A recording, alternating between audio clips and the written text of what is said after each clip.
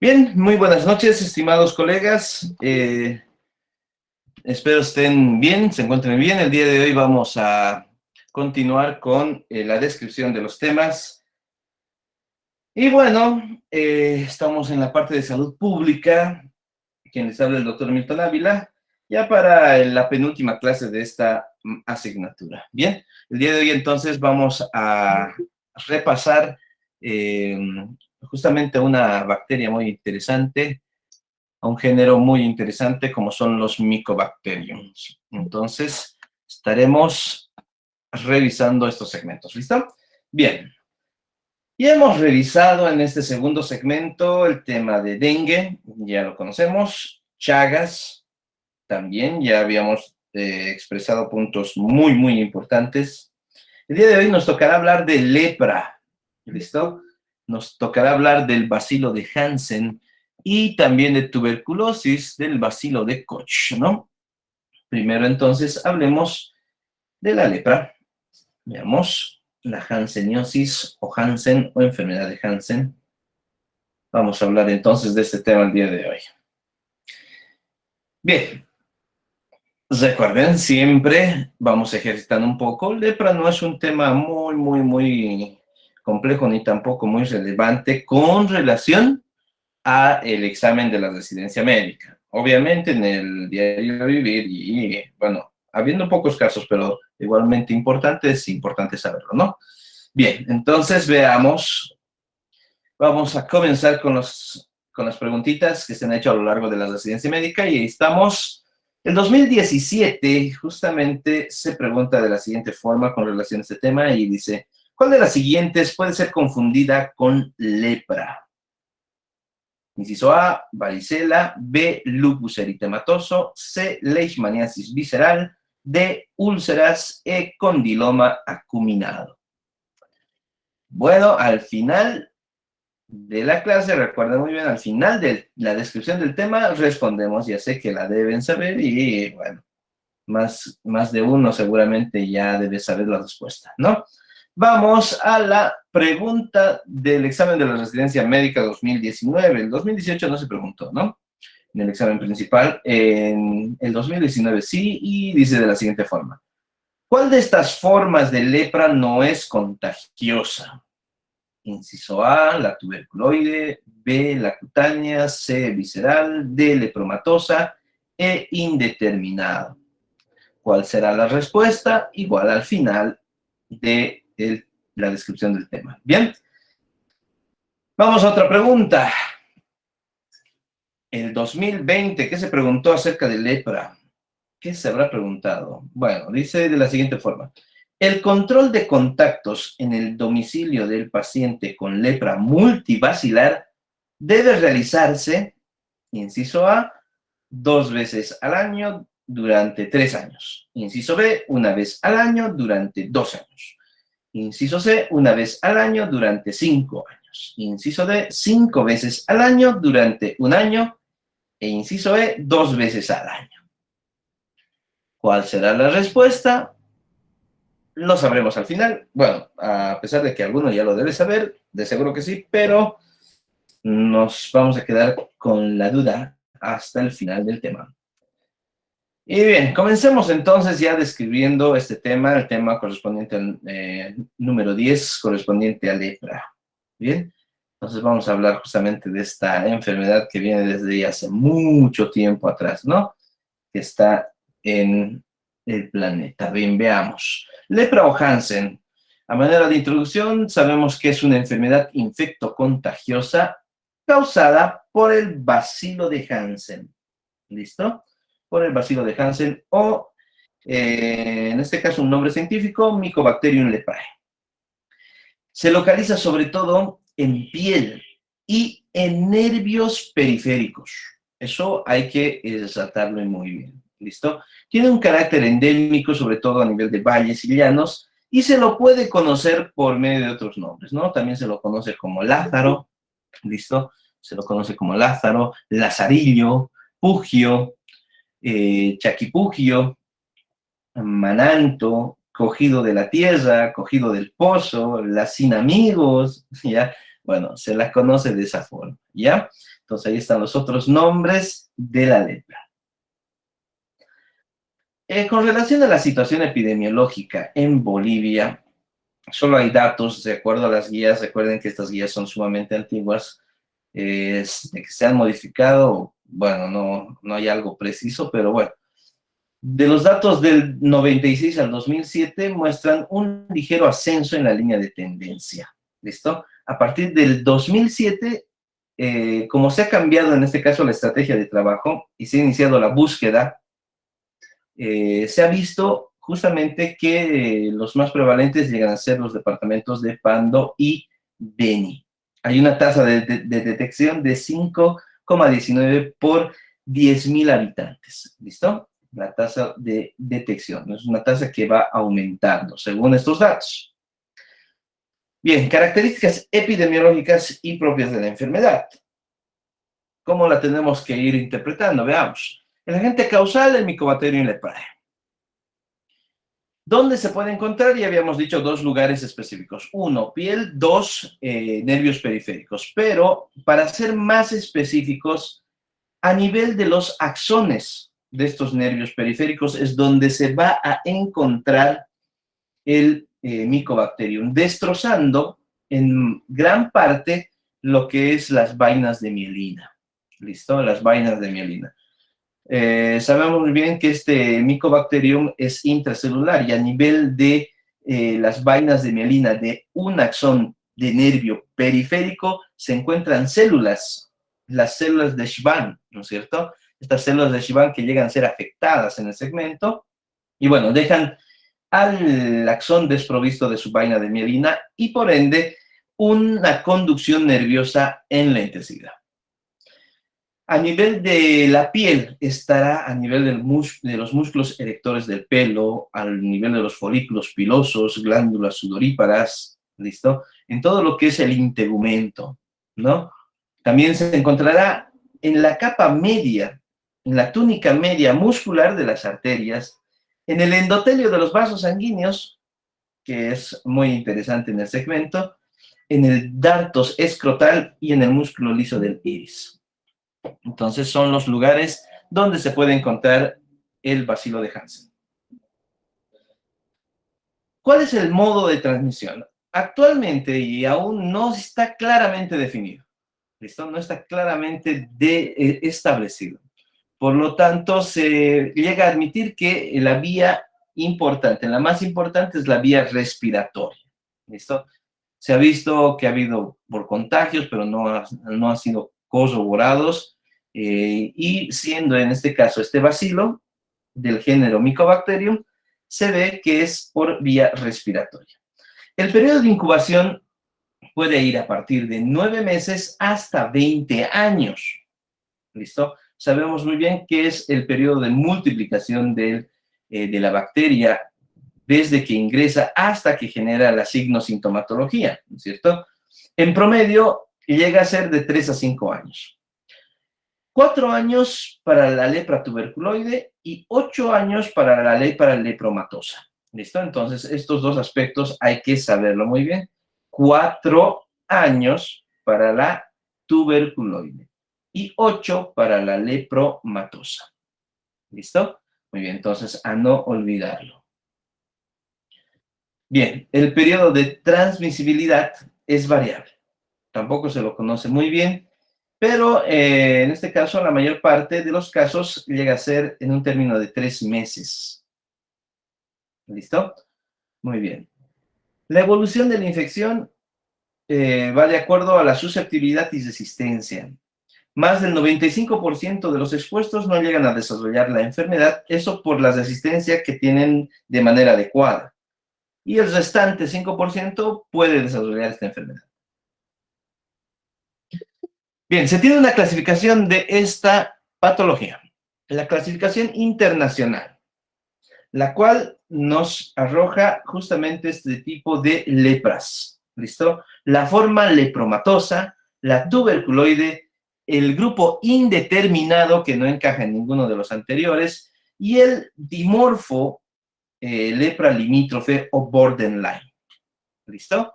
Entonces, de aquí, lo más importante de la lepra lepromatosa o de la forma lepromatosa es que se sabe que es la forma más grave, ¿listo? Y la más contagiosa, ¿ya?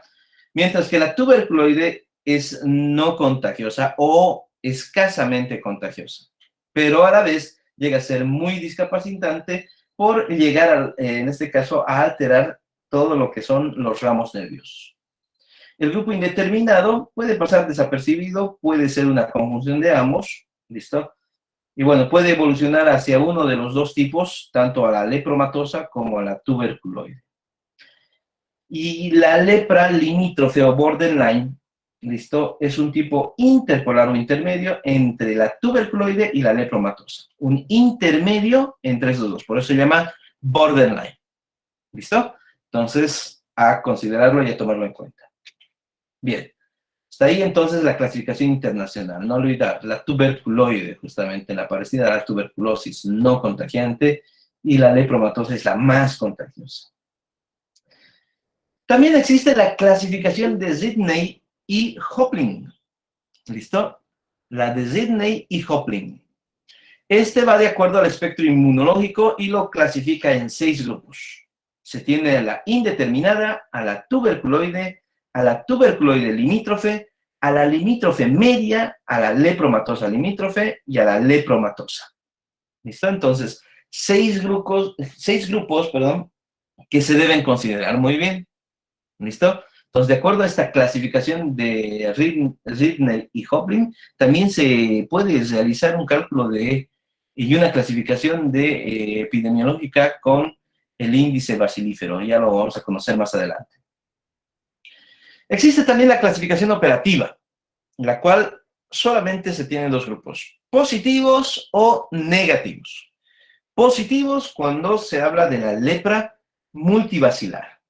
La lepra multibacilar, en este caso, se la considera positiva y se encuentran bacilos en frotis con un índice bacilar mayor a 0. Ya vamos a conocer enseguida a qué se refiere esto, mayor a 0. Son diseminadores potenciales de bacilos o casos abiertos. Y la lepra paucibacilar, que es la negativa, donde no se ven bacilos, el índice bacilar llega a ser de 0. ¿Listo? Entonces, esta clasificación operativa se la toma muy en cuenta en la guía del Ministerio de Salud, así que hay que considerarla muy bien y no olvidarse. Bien, entonces esta clasificación operativa nos sirve para lo que es el índice bacilar. ¿Listo? Entonces recordemos, positivo, lepra multibacilar, negativo, lepra paucibacilar. ¿Listo? Ahora, ¿qué debemos saber de este punto? Primero, se debe realizar un estudio en este caso, las muestras, la toma de muestras en diferentes regiones. Lo vamos a ver enseguida, la técnica, cómo se realiza la técnica. Es una técnica especializada de la toma de muestra, de una muestra de linfa, en este caso. ¿Listo? Una muestra linfoide. Bien. Esta se la lleva al microscopio y se la observa por campos. ¿Listo? Se la observa por campos de diferentes regiones. Se la puede tomar la muestra del lóbulo de la oreja, tanto derecha e izquierda, a nivel del codo, a nivel de la rodilla. ¿Listo? Entonces, tiene su técnica. Eso ya más adelante lo vamos a describir. ¿Listo? Bien. Es de 0 a 6 cruces, va, de 0 a 6 cruces. Aquí comenzamos, entonces vamos a hacer un pequeño ejercicio para que se entienda muy bien. Entonces, de 0 a 6 cruces. Si no vemos ningún bacilo, pues obviamente, en 100 campos, pues obviamente será ninguna cruz. ¿Listo? Entonces, si es 0, ya vamos a ver enseguida el índice bacilar, nos clasificaría una lepra paucibacilar, ¿no es cierto? Pero, si encontramos, por ejemplo, en el lóbulo de la oreja, encontramos aproximadamente un promedio de aproximadamente 0,01 a 0,1, ya lo catalogamos como una cruz. ¿Listo? Entonces, de 0,1 a 1 Mycobacterium, en este caso, lo catalogamos dos cruces. ¿Listo? Esto de acuerdo a la región. Esto de acuerdo a la región. ¿Listo? Y de acuerdo a los campos. ¿Listo? A los campos microscópicos observados. ¿Listo? Los primeros son a 100 campos. ¿Listo? Hasta dos cruces, en este caso, son de 100 campos. Y los demás son de 25 campos. Cuando es tres cruces, ya se pueden observar de 1 a 10 en promedio de bacilos por campo. De 10 a 100, 4 cruces. De 100 a 1000, 5 cruces.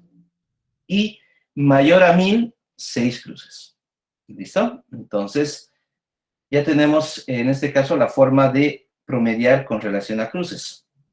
De acuerdo a la región que se haya obtenido la muestra. ¿Listo? Ahora, estas cruces, de acuerdo al lugar donde se haya obtenido la muestra, se la pasa, en este caso, y se la tabula de esta forma.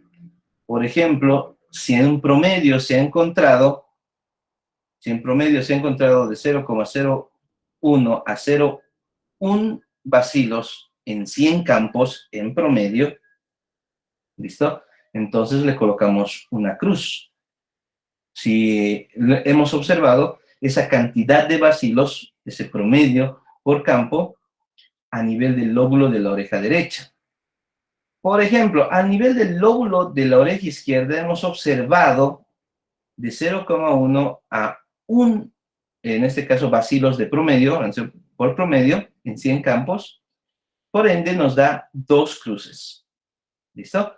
Podemos observar en otras lesiones más. Ahí tenemos una lesión 1 en diferente lugar. Puede ser en el codo derecho, codo izquierdo, la lesión 2, la rodilla, sería la lesión 3, la rodilla izquierda sería la lesión 4. ¿Listo? De acuerdo a la cantidad de bacilos en promedio por campo que hemos podido encontrar. ¿Listo? La suma de todas esas cruces,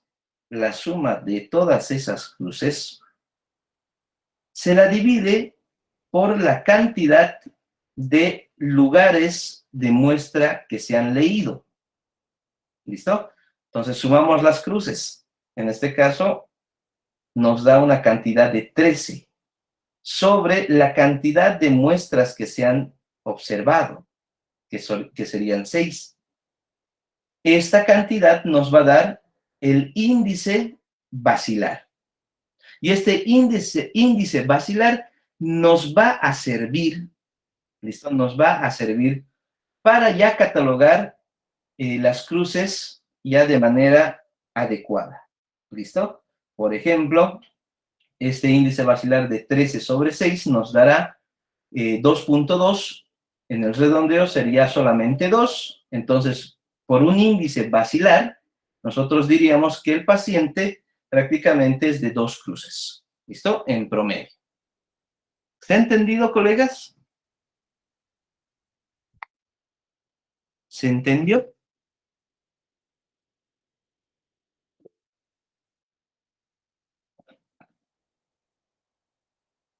¿Sí? Bien, muy bien. Claro que sí, doctora Mañez, por supuesto que sí. Entonces vamos a volverlo a repetir una vez más, ¿no? O sea, sumamente facilito. Mire, primero tenemos en este caso el sistema de cruces. El promedio de bacilos por campo observado. ¿Listo? Y los números de campos observados. Tenemos que considerar estos 3 puntos. ¿Listo? Entonces, de acuerdo en este caso, a la cantidad de bacilos por campo que se está observando, se lo cataloga como 1 cruz, 2 cruces, 3 cruces, 4 cruces, 5 y 6 cruces. ¿Listo?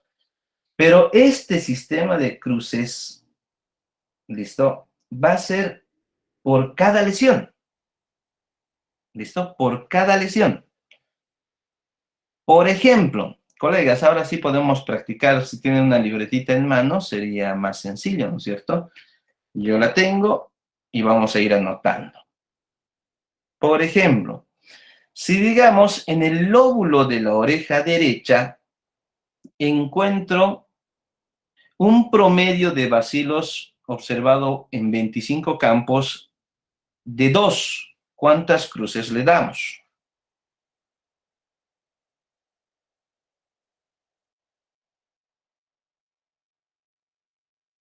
Muy bien, 3 cruces. Entonces anotamos, lóbulo de la oreja izquierda será 3 cruces. ¿Listo? 3 cruces, doctora Maínez. Si digamos, les digo, he visto en promedio 2 bacilos en 25 campos en promedio, si nos dice de 1 a 10 en 25 campos, entonces serán 3 cruces, ¿no es cierto? En el lóbulo de la oreja, perdón, el lóbulo de la oreja derecha, derecha. En el lóbulo de la oreja izquierda se ha podido evidenciar 5, un promedio de 5 bacilos en 25 campos. Entonces, ¿cuántas cruces corresponde? ¿Cuántas cruces corresponde? 5. Muy bien. 3. Exacto. Entonces anotamos, en el lóbulo de la oreja izquierda, 3 cruces. Muy bien, perfecto, colegas. Ahora, voy a ver otro lugar que no sea la oreja. Se puede tomar del codo, habíamos dicho. A ese lugar del codo izquierdo le voy a colocar como lesión 1. O si quieren pueden anotar codo izquierdo. En el codo izquierdo. En el codo izquierdo se ha podido observar alrededor de 80 en promedio. 80 bacilos observados por campo en promedio. ¿Cuántas cruces corresponden? Muy bien, colegas. 4. Entonces anotamos 4 cruces. Ahora nos vamos al codo derecho. Al codo derecho se ha observado un promedio de 0,1. Un promedio de bacilos de 0,1. Y en esa muestra se ha visto un promedio de 0,1 en 100 campos. Entonces, ahí, buen punto. Se puede decir una cruz, ¿listo? Si llega justamente al 1, ¿no es cierto? Al 0,1. Al 0,1, fíjense, si llega al 0,1 es una cruz. Aquí ya no se toma el 0,1, ¿listo? Es a partir del 0,2. Entonces sería, muy bien, aquí sería una cruz, ¿no es cierto? Entonces anotamos, codo derecho, una cruz.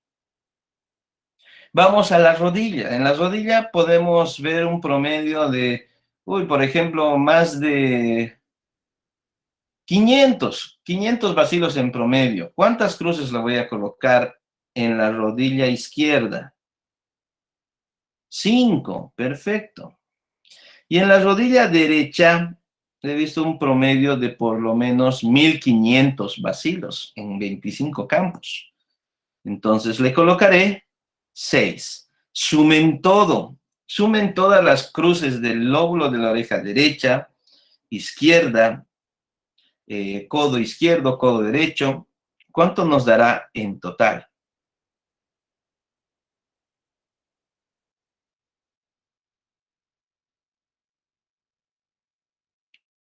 ¿Cuánto nos da en total? Por eso es bueno hacerlo con una libretita, más bien yo lo hice. Muy bien. ¿Segura? Doctora Cardoso. Muy bien, doctora Vicente. Exacto, sale 22. ¿Listo? 22. ¿Listo? Sale 22. Ahora, 22 dividido entre 6, porque son 6 las muestras que se han podido observar.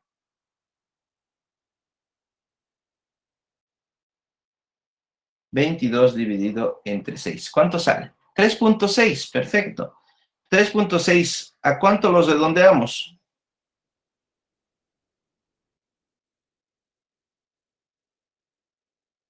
Muy bien. Conclusión, el índice basilar del paciente, ¿cuánto es? 4 cruces. ¿Ahora sí se ha entendido, colegas? ¿Se entendió? Perfecto, muy bien. Entonces, mucho ojito con eso. Parece nomás, ¿no? Facilito, pero había que entenderlo. Siempre con un ejemplito, ¿no? Bueno, ya lo comprendemos, entonces pasamos a lo siguiente. Vamos al diagnóstico, colegas, vamos al diagnóstico. El diagnóstico prácticamente se basa en la clínica, la bacteriología, estos dos son puntos muy importantes, y bueno, también se puede basar en la inmunología y en la histopatología. Ya veamos cómo se van a enlazar cada uno de estos. ¿Listo? Para el diagnóstico. Clínica, se realiza una anamnesis realmente muy completa, desde lo que son los antecedentes familiares, el inicio y evolución de la enfermedad, la percepción de trastornos de la sensibilidad. Esto es muy importante porque sabemos que este Mycobacterium se encuentra a nivel de los axones, ¿cierto? Las manchas con ausencia o disminución de sensibilidad en las áreas de anestesia, obstrucción nasal y epistaxis. ¿Listo? Muy importante. Esto de la obstrucción nasal y epistaxis, sobre todo por la epistaxis, ¿por qué? Porque se encuentran, sobre todo, el Mycobacterium llega a invadir células del endotelio capilar y también de la túnica media. Al examen físico debemos considerar el examen dermatoneurológico. ¿Listo?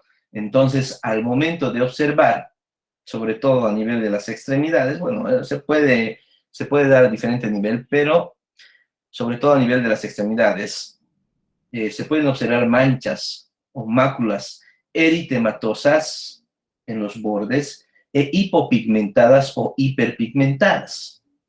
¿Listo? De acuerdo a lo que es la evolución de la lesión.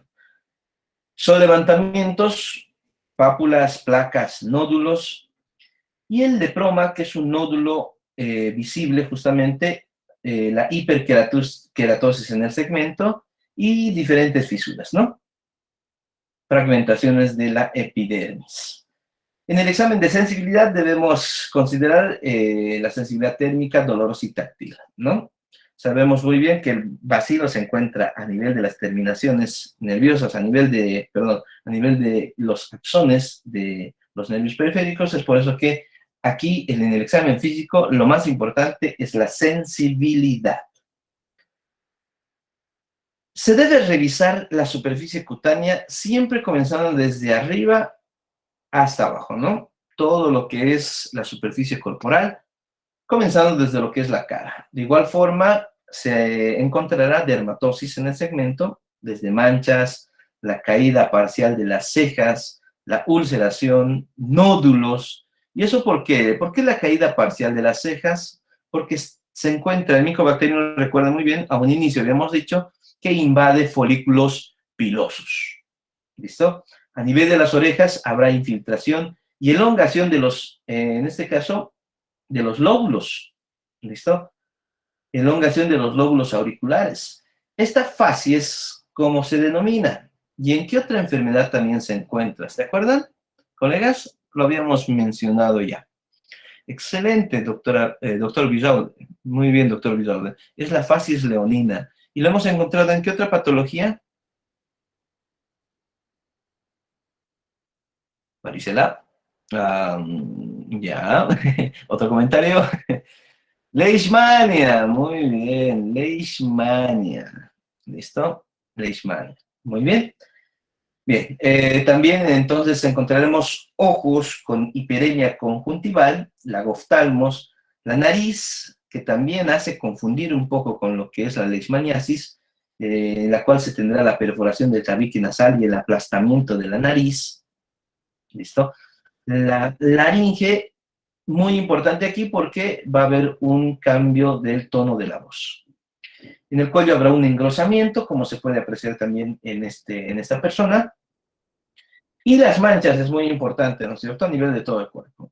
Ya en tórax también se pueden encontrar manchas hipocrómicas, eritematosas, tal y cual como habíamos hablado en la dermatosis. Puede haber ginecomastia. En los testículos puede haber testículos flácidos. Recuerden muy bien que también la bacteria llega hasta ese segmento. En los miembros vamos a ver los trayectos nerviosos con un aumento de volumen. Se pueden apreciar algunos trayectos nerviosos en el segmento a nivel de los miembros. A nivel de las manos, las lesiones primarias, que ya lo hemos descrito anteriormente. Habíamos visto y habíamos dicho algo muy importante. El examen de los nervios periféricos, sobre todo para la sensibilidad, a no olvidarlo. ¿Listo? Entonces, se puede comenzar a nivel auricular y se busca en la cara lateral del cuello. Si está afectado, se siente como una cuerda dura. Recuerden muy bien que hay un solo levantamiento en el trayecto de los nervios. No es muy frecuente a nivel de, en este caso, la cabeza. Sin embargo, es evidente y muy visible a nivel de lo que son las extremidades. El nervio facial, por ejemplo, sobre todo el nervio supraorbitario, puede indicar al paciente, se le puede decir que parpadee, y se puede observar que el párpado superior toca al inferior. O sea, prácticamente el párpado se empieza a caer, ¿no? También se puede buscar al nervio cubital a nivel del surco epitrócleo o lecraneano, ¿no? Al nervio mediano en la cara anterior de la muñeca, al nervio facial en el tercio superior de la cara externa del brazo y en la tabaquera anatómica, y a nivel de la extremidad inferior, al nervio ciático popliteo externo, en la región, en el hueco popliteo, ¿no es cierto? Y el nervio tibial posterior estará detrás del maléolo interno. ¿Listo? Son lugares, como está justamente en el esquema, donde se debe seguir el trayecto, se debe ver el levantamiento que dan estos nervios. ¿Listo? Y también valorar lo que es más importante, la sensibilidad. A nivel bacteriológico, en bacteriología, nos va a servir sobre todo para confirmar el diagnóstico clínico y determinar la clasificación operativa. Ya habíamos dicho que la clasificación operativa es pausivacilar y multivacilar. ¿Listo? Muy bien. Veamos entonces. El examen de laboratorio se debe hacer mediante la toma de muestra de linfa. ¿De dónde se toma, en este caso, la linfa? Del lóbulo de la oreja, del codo, de la rodilla o una lesión que fuese diseminada. También pueden existir a nivel de las otras articulaciones como el tobillo, como la muñeca, como el dorso de la mano. Esas ya son otras lesiones. ¿Listo? Entonces, lo más frecuente y lo más sencillo de tomar la muestra de linfa es justamente de estas regiones, del lóbulo de la oreja, del codo y de la rodilla. ¿Cómo se hace? ¿Cuál es la técnica de muestreo? Se debe limpiar el área con un trozo de algodón empapado en alcohol, se lo deja secar y fíjense, esta toma de muestra se está dando a nivel del lóbulo de la oreja. Se debe hacer un pliegue entre los dedos pulgares e índice, o se puede utilizar también, como es el caso, una pinza Kelly en el lugar, cubierta obviamente de esta goma para que no cause lesión. No va a sentir el paciente en la mayoría de los casos, su sensibilidad está baja, pero se puede lesionar. Es por eso que se debe cubrir con este látex. Y bueno, una vez que se ha hecho la presión en el pliegue, se debe cortar, se debe hacer un corte con bisturí. ¿Listo? Aproximadamente 5 milímetros de largo con 2 milímetros de profundidad. Al presionar, al hacer presión, lo que estaremos haciendo es bloquear, hacer una hemostasis. Es por eso que la pinza que se debe utilizar es una pinza hemostática. Se hará una hemostasis del segmento y lo que se conseguirá es la extravasación del plasma, que ya se considera como una muestra de linfa, ¿no es cierto? Muy bien. Entonces, al hacer el corte, se debe raspar en el fondo, a los lados de la incisión, y repetir el raspaje por lo menos 2 a 3 veces. Al rasparlo, ya obtenemos la muestra. Se la procesa, se hace en este caso la tinción correspondiente, por lo común para Mycobacterium, lo que se utiliza son las Ciel-Nielsen, por ejemplo, y se ve y se puede confirmar el diagnóstico de positivo, multibacilares, y negativos, paucibacilares o abacilares. ¿Listo? Entonces, no hay donde perderse, es sumamente sencillo.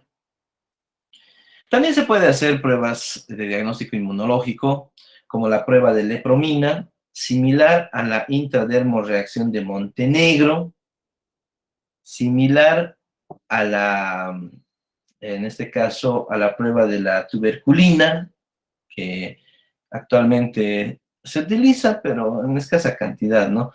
La prueba de lepromina también, que es útil y se infiltra justamente igual antígenos en el segmento para ver una reacción de hipersensibilidad, ¿no? Se forma lo que es un nódulo, se mide justamente el nódulo, mayor a 15 milímetros, ya se considera positivo, ¿no? Esto sirve para la clasificación y pronóstico. Se puede realizar también histopatología, esto como un recurso adicional. ¿Listo? Como un recurso adicional. Ya en la histopatología se pueden observar, de acuerdo a las tinciones, los bacilos de Hansen, en este caso, empaquetados en una serie que se denomina globias, ¿no? Entonces, estos se agrupan en globias, que son los bacilos emparejados, ¿no? Bueno, esto por nociones de microbiología lo tenemos que recordar. Diagnóstico diferencial. Enfermedades que pueden ser confundidas con lepra paucibacilar. Veamos. Estarán las más comunes, como la pityriasis versicolor, una micosis, la dermatosis seborreica, el vitiligo, la morfea, el mal de Pinto, así también el lupus eritematoso, el lupus discoide, el eritema polimorfo, la leishmaniasis cutánea y las micosis. Bien, vamos al tratamiento, colegas. Vamos al tratamiento. Según el esquema de la OMS, debe ser una poliquimioterapia, es decir, la combinación de medicamentos como la rifampicina, la clofazimina y la dapsona, para los casos de tuberculosis multibacilar.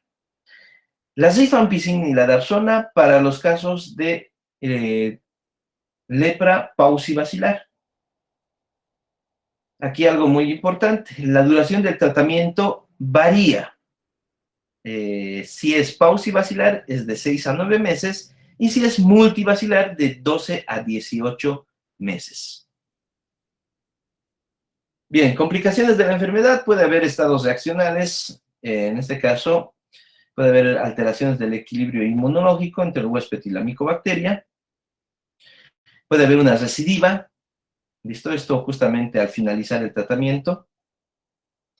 Y bueno, se puede hacer también una clasificación de las discapacidades que se pueden presentar de acuerdo a los grados que dicta la OMS, de acuerdo a los segmentos afectados, ¿no?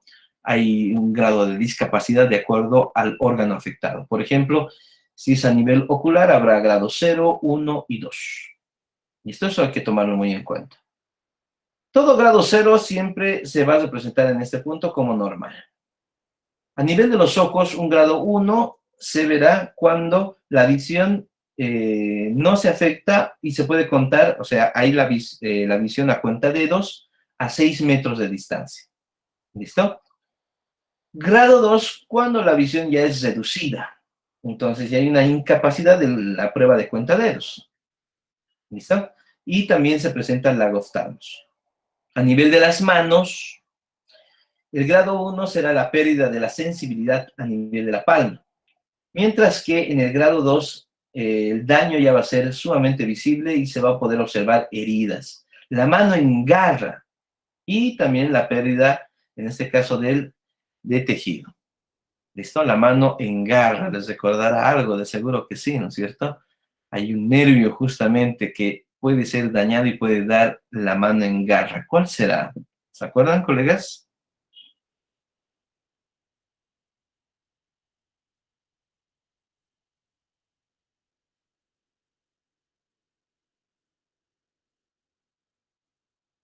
Cubital. Ya.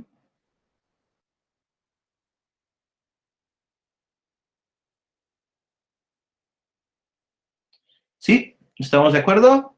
¿Qué dice qué dicen los demás, colegas? Muy bien, doctora Arias. Perfecto. A no dudarlo. Es el nervio cubital. ¿Listo? Bien. A nivel de los pies, por ejemplo, grado uno se lo considera de igual forma pérdida de la sensibilidad a nivel de la planta. Y grado 2 de igual forma, la presencia ya de heridas y la pérdida del tejido, en este caso, del tejido o pie caído. ¿Listo? O pie caído. Bien. Manejo de la lepra en casos especiales. En el embarazo se debe, en este caso, estandarizar la poliquimioterapia. Estos se consideran seguros para utilizarse. En la tuberculosis, la rifampicina va a estar incluida en ambos tratamientos, por si acaso. Y en la infección por VIH el tratamiento debe ser exactamente igual, ¿listo? Que cualquier otro paciente, con también los antivirales, ¿no? Con los retrovirales que se utilizan. El día de mañana estaremos viendo justamente esto, ¿no? Bien. Vigilancia epidemiológica, se tienen objetivos. El objetivo es conocer la prevalencia real y también la tasa de detección de casos nuevos. ¿Listo? ¿Esto para qué? Para reducir la carga de la enfermedad.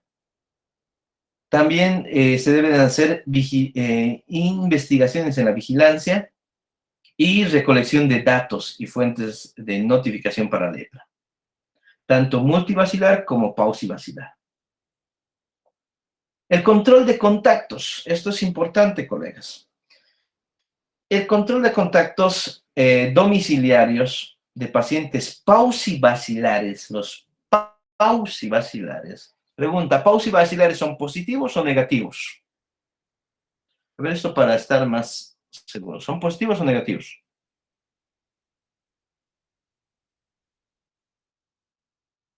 Eso, muy bien. Negativos. Excelente, muy bien. Bien, colegas. Por lo tanto, fíjense, al ser negativo, se realiza una vez al año durante 2 años. ¿Listo? Entonces, no se olviden, si es negativo, es menos tiempo, de menos tiempo. Mientras que el multivacilar es una vez al año durante 5 años. Si es multivacilar, pues será positivo, pues será del signo más, ¿no es cierto? Entonces, ahí ya nunca olvidarse, ¿no es cierto? Multivacilar, más, ¿no es cierto? El signo de más. Y por ende será, pues, más tiempo, 5 años. ¿Listo? Fíjense, los dos son una vez al año durante 2 años, el pausi, y durante 5, el multivacilar. ¿Listo? Se deben examinar exhaustivamente, por supuesto que sí, la piel y el sistema nervioso periférico. Bien, el flujo de notificación de los casos de lepra va desde lo que es el Programa Nacional de Lepra, el SNIS nacional, ¿listo? El Programa Departamental de Lepra, que va en este caso al Comité de Vigilancia Epidemiológico, y este va al SNIS departamental.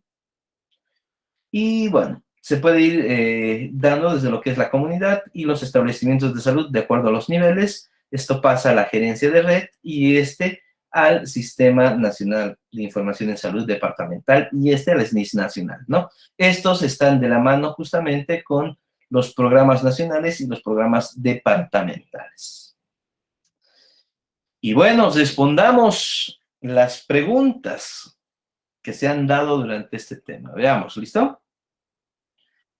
Bueno, del 2017, veamos, la pregunta decía, ¿cuál de las siguientes puede ser confundida con lepra? Respuesta, colegas,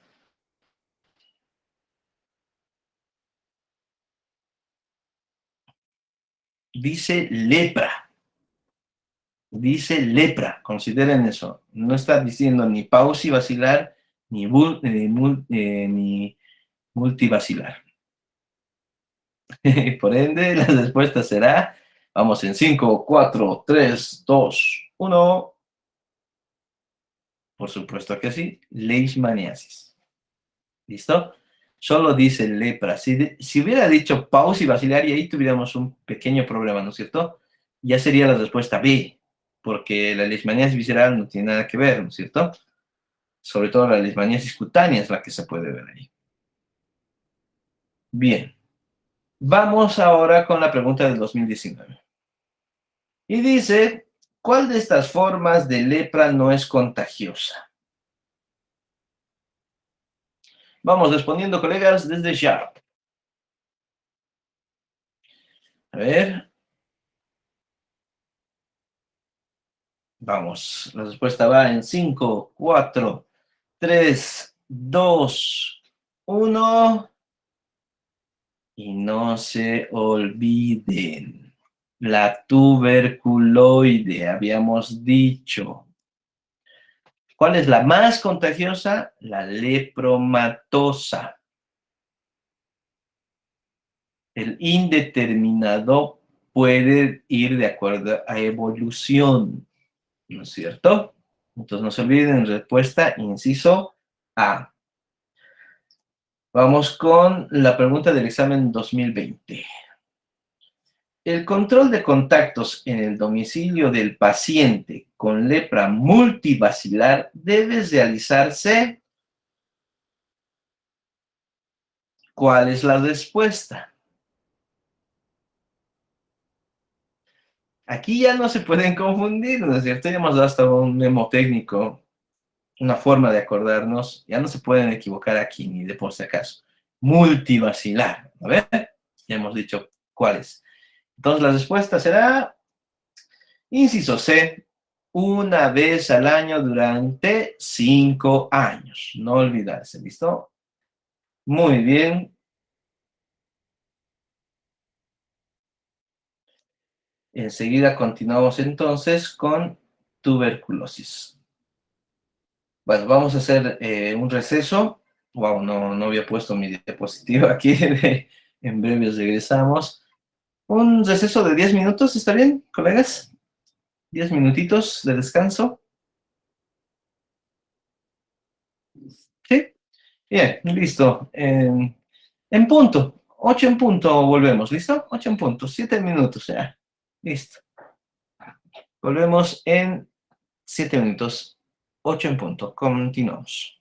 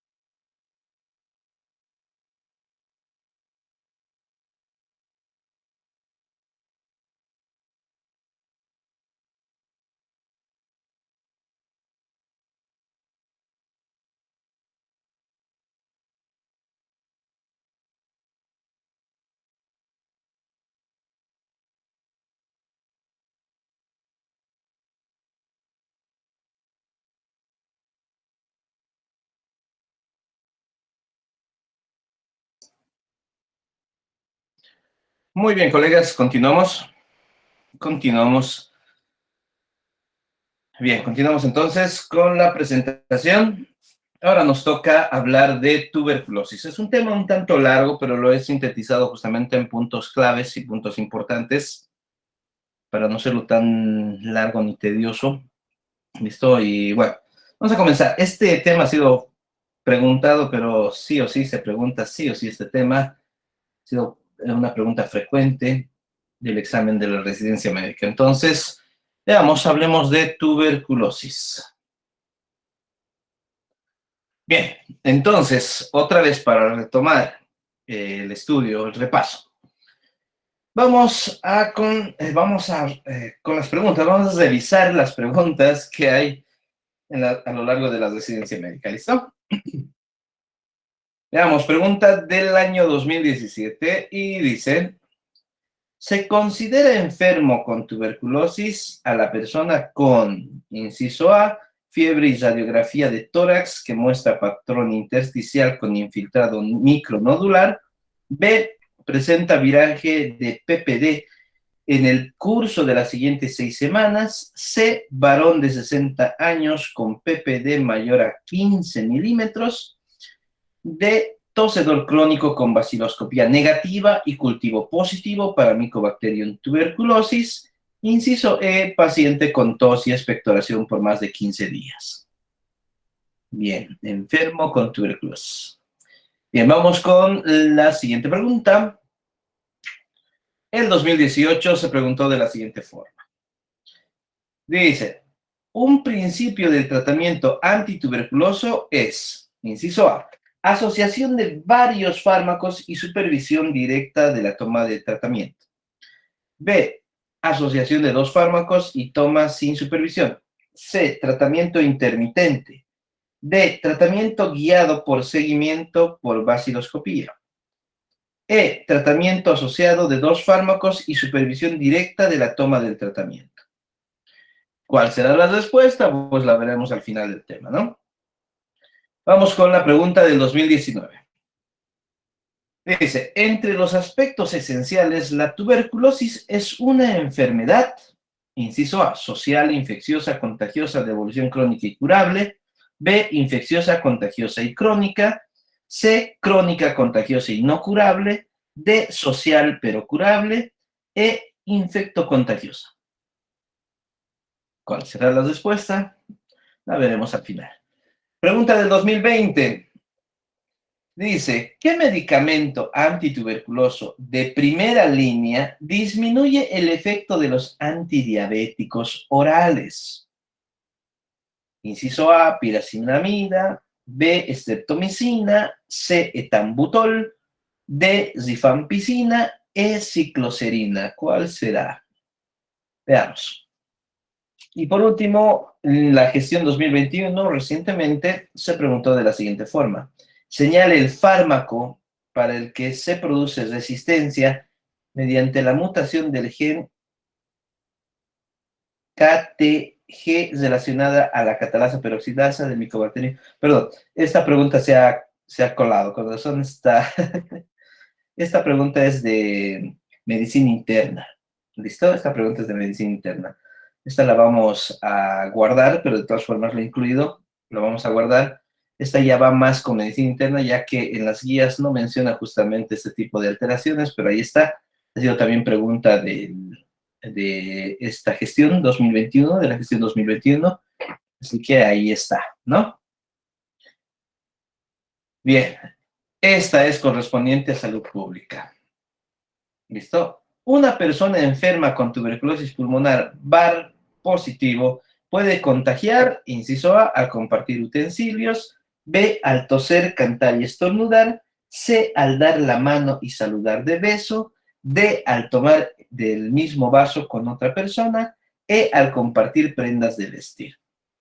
Ya lo vamos a ir respondiendo. Bueno, la anterior pregunta, por si acaso, es pregunta de medicina interna. También en medicina interna se ve, en este caso, es todo lo que es la tuberculosis. Lo vamos a revisar. También, y bueno, en ciencias básicas parte de lo que es semiología, pero de todas formas Se ve sobre todo en medicina interna, ¿no? Bien, ¿listo? Ahí aquí está. Se me han desordenado las presentaciones, pero bueno, a veces sucede, ¿no? Vamos a describir ahora este tema. Vamos con el tema número 11, ya finalizando justamente esta serie de temas de salud pública con tuberculosis. ¿Listo? Vamos a hablar entonces de esta patología. Bueno, lo vamos a hacer claro el día de hoy con las presentaciones claras para que estén despiertos y hemos cuidado mucho nuestro globo ocular, ¿no? Bien, veamos un poco de la definición de tuberculosis. La tuberculosis es una enfermedad infectocontagiosa, social, de evolución crónica, prevenible y curable, que es causada por el Mycobacterium tuberculosis o también denominado bacilo de Koch. Recuerden muy bien que esta enfermedad es de larga data, ¿no es cierto? Pero hay tratamiento específico justamente para esto, ¿no? Se preguntan definiciones a lo que han podido observar en las preguntas de la residencia médica. La situación epidemiológica y magnitud del problema, sabemos muy bien que se ha tratado de disminuir la mortalidad en un 47%. El diagnóstico y el tratamiento han sido eficaces justamente y se estima que ha llegado a salvar a por lo menos 43 millones de vidas desde lo que es el 2000 al 2014. ¿Listo? Es uno de los objetivos de desarrollo del milenio prácticamente, ¿no? Esto, lo que se ha querido justamente con esos objetivos del desarrollo del milenio es llegar a disminuir por lo menos al 50%. Casi se ha logrado, es un 47% y es algo considerable, ¿no? Las metas del milenio. Bien, la situación epidemiológica ya en las Américas. De acuerdo a la OMS, se estima que en el 2014 hubo por lo menos 285.213 casos nuevos de tuberculosis, donde corresponde el 33% en Brasil, Perú un 14%, México 9% y Haití el 8%. Entonces, entre los más afectados, obviamente, también con relación a su extensión de población, es Brasil. La situación en Bolivia varía un poco, ya que se ha visto que la tasa de incidencia en 2015 fue de 6.9 por 100.000 habitantes, y de estos 47.7, mejor dicho, por 100.000 han sido tuberculosis pulmonar VAR positivo. ¿Listo? Se sabe obviamente con estas cifras que la tuberculosis es un problema de salud pública, ¿no? Definiciones, vamos con las definiciones. La tuberculosis presuntiva nos dice que es el paciente que presenta síntomas y o signos sugestivos. Para las definiciones de caso, pues tendremos el caso de tuberculosis confirmado bacteriológicamente y caso de tuberculosis clínicamente diagnosticado. Entonces, se debe realizar ese tipo de diagnóstico, tanto clínico como bacteriológico. Hay clasificaciones también. Se clasifican de acuerdo a la localización anatómica de la enfermedad. Puede ser tuberculosis pulmonar como extrapulmonar. Las vamos a revisar ambas, ¿listo? Tanto la tuberculosis pulmonar en primera instancia como también la extrapulmonar a rasgos bien precisos, ¿listo? De acuerdo a la clasificación basada en la historia de tratamiento previo, aquellos que ya han sido tratados, se considera paciente nuevo aquel que va a recibir el tratamiento. Ya previamente tratados se los puede catalogar de acuerdo a cómo haya funcionado el tratamiento. Pacientes con recaída, pacientes con fracaso, pacientes con pérdida al seguimiento, otros pacientes previamente tratados de transferencias desconocidas, ¿listo? Aquellos que son sumamente irregulares, ¿no? Bien, también se puede clasificar basada en la condición de VIH. Debemos saber muy bien que el VIH interactúa y mucho con esta patología que es la tuberculosis. También en este caso, con algunas patologías que son inaparentes, las llega a mostrar, como también el Chagas, igual. ¿Listo? Entonces, ¿cómo se clasifica a la tuberculosis basada en la condición de VIH? Paciente con tuberculosis y VIH, puede ser un paciente con tuberculosis sin VIH y paciente con tuberculosis y estado de VIH desconocido. Es una clasificación que también se puede realizar. No tiene mayor descripción acerca del asunto, por si acaso. Bien, veamos. Tenemos que saber diferenciar una infección de una enfermedad. ¿Listo? Una infección de una enfermedad. Se llama infección cuando ingresa, en este caso, el bacilo de Koch. ¿Listo? Entra en contacto por primera vez con la persona sana. A eso le denominamos primoinfección tuberculosa. Y se va desencadenando ya la respuesta inmunológica. Enfermedad es cuando el sistema inmunológico ya no controla la infección. ¿Listo? Y por ende los bacilos se pueden multiplicar produciendo lesiones en diferentes órganos, en especial, en este caso, a nivel pulmonar, a nivel del parénquima pulmonar.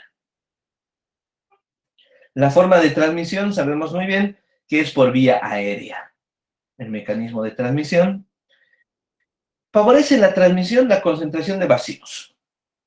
Mientras un paciente no sea tratado, es, en este caso, portador de esta enfermedad, de estos bacilos, y aparte es el que va a desarrollar gran cantidad de bacilos. Es un bacilífero como tal, ¿no? Entonces, de acuerdo a la concentración de bacilos. Favorece también la transmisión, la poca ventilación que existe en el ambiente, ¿listo? El grado de cercanía y el tiempo de permanencia con el enfermo, que es lo que se denomina, antiguamente se denominaba con B.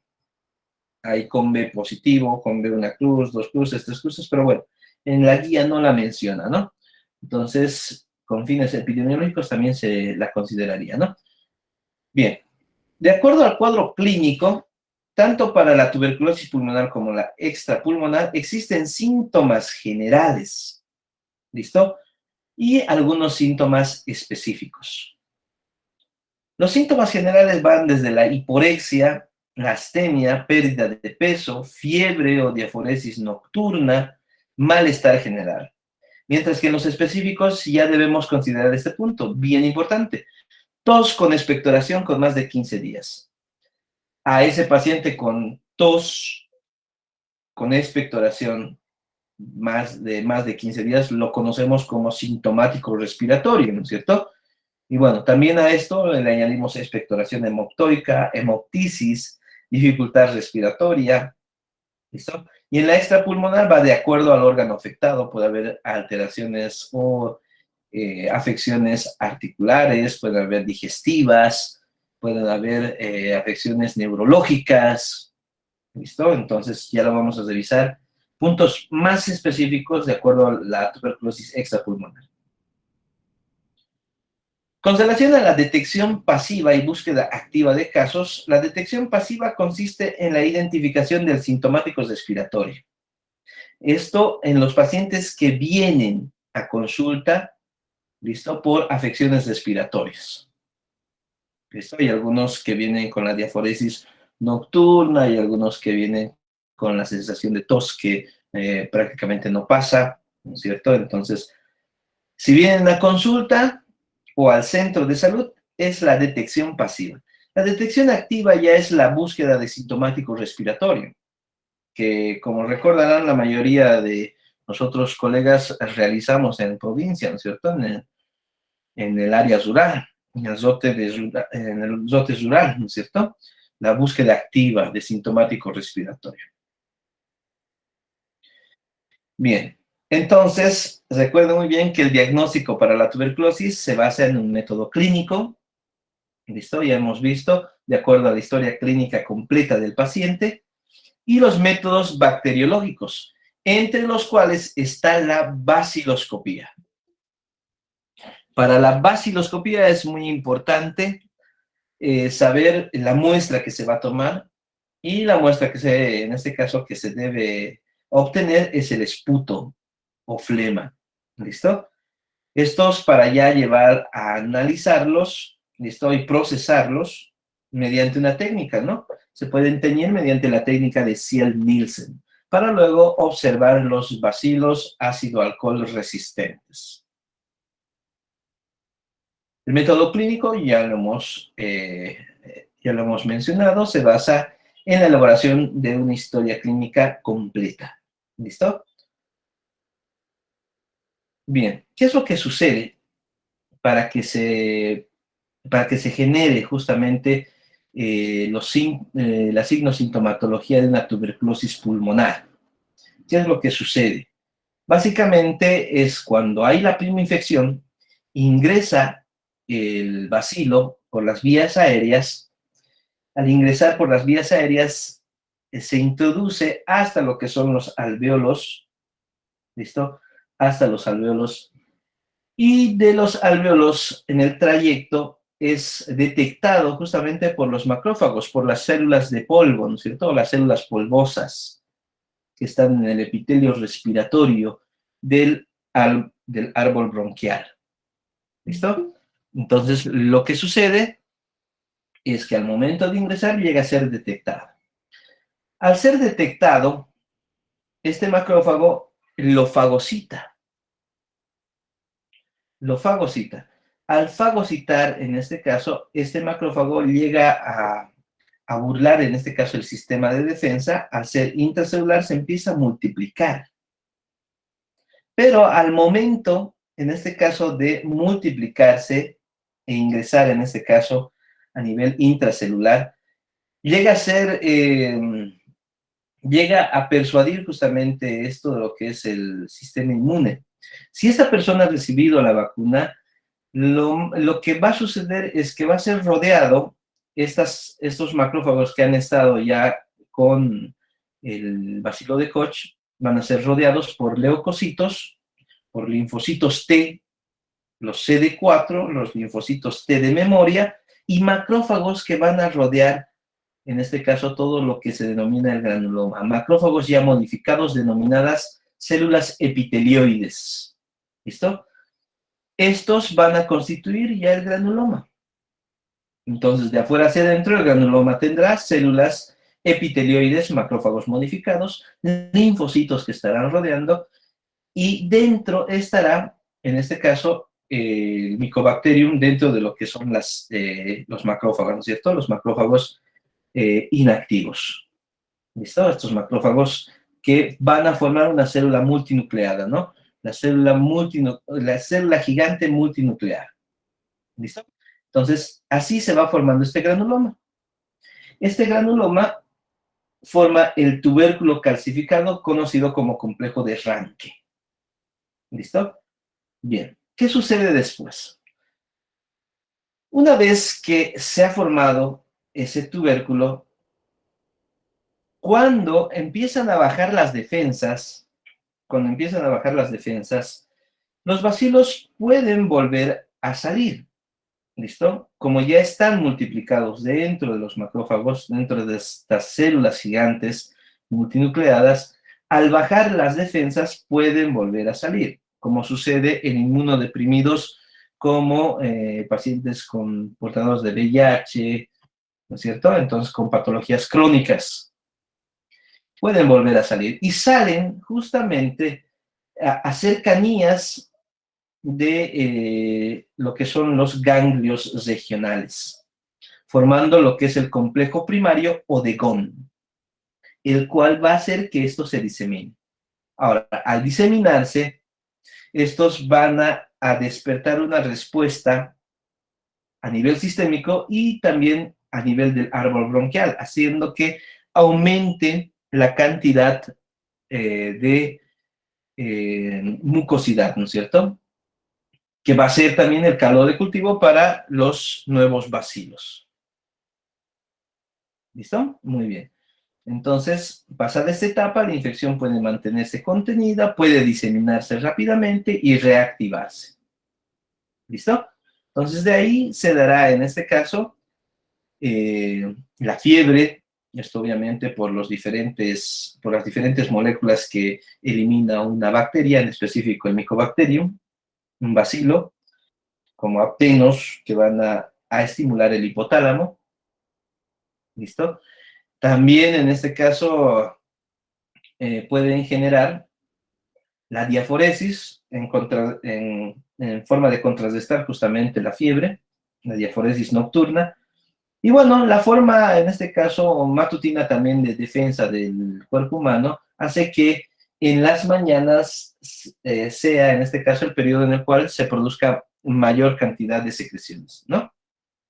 Es por eso que todo eso nos servirá para la toma de muestra. Sabiendo todo eso en mente, sabiendo muy bien cómo actúa este bacilo en el sistema, en el cuerpo humano, podremos, en este caso, pedir adecuadamente la muestra.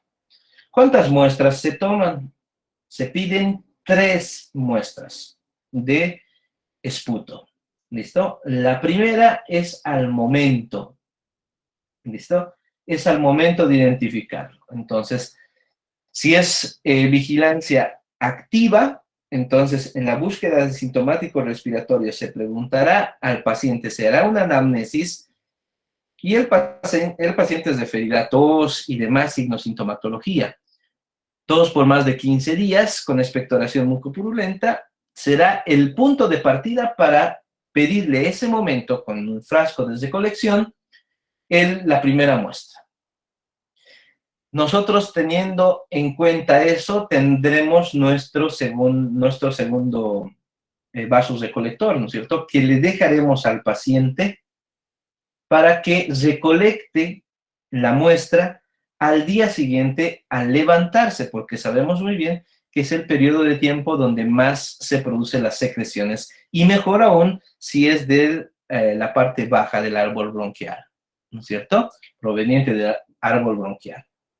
Y bueno, el paciente cuando, en este caso, recoge la muestra, va a dejar esa muestra hasta el centro de salud. Y en el centro de salud se toma ya la tercera muestra cuando el paciente ha traído la segunda, ¿no? Entonces eso es lo que se hace de rutina, se hace en los centros de salud, en los puestos de salud, ¿listo? Para lo que es la detección de sintomáticos respiratorios y por ende el diagnóstico de tuberculosis. Una muestra de calidad será aquella muestra que proviene del árbol bronquial, como ya les he mencionado, obtenida después de un esfuerzo de tos, pudiendo conseguirse una muestra mucopurulenta, purulenta o sanguinolenta. ¿Listo? Esa es la muestra de calidad. ¿Cuánto? Entonces será la cantidad. ¿Cuánto de muestra? El volumen apropiado es de 5 a 10 mililitros. ¿Listo? De 5 a 10 mililitros. Se debe solicitar en 3 muestras porque la primera muestra nos dará un 85% de positividad, el cual subirá un 10% en la segunda muestra, dando un 95% de positividad, y la tercera muestra será totalmente confirmatoria al 100%, ¿no? Entonces, de ahí la importancia de las 3 muestras y el volumen también, que es sumamente importante. ¿Listo? Entonces, conocemos varias técnicas en las cuales se pueden utilizar, ¿no es cierto?, para que el paciente vaya expectorando la muestra que nosotros requerimos para que se haga un adecuado diagnóstico en un método bacteriológico, ¿no es cierto? Hay varios, ¿no es cierto? Los masajes, por ejemplo, que se pueden realizar, se pueden colocar diferentes posiciones al paciente para que pueda expectorar. Y bueno, una vez obtenida la muestra, se la debe conservar de manera adecuada en el envase plástico descartable de 50 mililitros a temperatura ambiente si se procesa inmediatamente. Si llega a la muestra, si se va a procesar ese mismo rato, entonces no hay problema. Pero si hay mucha demanda de muestras y se la debe almacenar, pues debe ser a 4 grados. Y esto solamente se puede mantener durante 48 horas. ¿Listo? Entonces, un punto también muy importante a considerar. Se puede realizar también el cultivo, que es el método con mayor sensibilidad. Hay medios sólidos como en el método de Kudo, el medio de Ogawa acidificado y el medio de Lowenstein-Jensen. ¿Listo? Entonces, ahí tenemos justamente los medios sólidos. Los medios líquidos, ahí estará el MGIT, ¿listo? Que es el Mycobacterium Crown Indicator Tube, ¿listo? Entonces, estará justamente este medio líquido y la biología molecular, ¿listo? Que es muy importante. La PCR, que es la más utilizada, ¿no? También hay, en este caso, packs, en este caso, o paquetes justamente de detección molecular. Para la baciloscopía ya hemos hablado del método de Cien-Nielsen. De todas formas, debemos saber muy bien que estos bacilos deben ir por secuencias en esta técnica del Cien-Nielsen, desde la fijación hasta la coloración en dos etapas, ¿no es cierto? El primer colorante o colorante principal, que es la fuchsina, que nos da el color rosa rojo. La decoloración con alcohol o ácido clorhídrico. Y la segunda coloración o el colorante de contraste, que es el azul de metileno. ¿Listo? Es por eso que, de acuerdo a la coloración, pues nos darán los resultados, ¿no es cierto? Si se mantiene en la coloración rosa a rojo, pues será bacilo ácido alcohol resistente, positivo, ¿no es cierto? Si se mantiene, en este caso, en un color azul, será el bacilo ácido alcohol resistente negativo, ¿no es cierto? Entonces será de esa forma. Y el reporte es lo que más se llega a preguntar y es lo que menos se deben olvidar, colegas. Esto ni de por si acaso, esto se ha preguntado ya. ¿Listo? Esto se ha preguntado y bueno, dice, el reporte de baciloscopía nos va a dar negativo cuando no hay ningún bar, mínimo en 300 campos. Ahora, se puede, en este caso, mencionar de 1 a 9 como bar contables. Ya se coloca una cruz cuando es de 10 a 99 en 100 campos. Dos cruces de 1 a 10 en 50 campos y tres cruces de 10, en este caso más de 10 en 20 campos. ¿Listo? A no olvidarse que todo, en este caso, método por baciloscopía es a microscopio con, en este caso, con objetivo fuerte a seco o de inmersión. ¿Listo? El de mayor aumento. Vamos con el tratamiento. Vamos con el tratamiento, colegas. Bien, el tratamiento antituberculoso. Para el tratamiento existen pilares que se deben saber, se deben reconocer. Primero tenemos que saber que debe ser un tratamiento asociado. Debe ser prolongado, por lo menos de 6 meses. Debe ser en una sola toma, se lo debe explicar justamente al paciente. Debe ser supervisado, controlado y de acuerdo a la dosis en kilogramo peso día. ¿Listo? Eso de acuerdo a las presentaciones que tiene cada medicamento. Y ahí tenemos los medicamentos de primera línea, las que tenemos que recordar y no olvidarnos, ¿no? El RIPES, ¿no? El RIPES, así nos vamos a acordar. Rifampicina, isoniazida, piracinamida, etambutol, streptomicina. ¿Listo? Entonces ahí están las dosis. Isoniazida, 100 miligramos. Ahí la combinación de rifampicina y isoniazida de 300 en 150.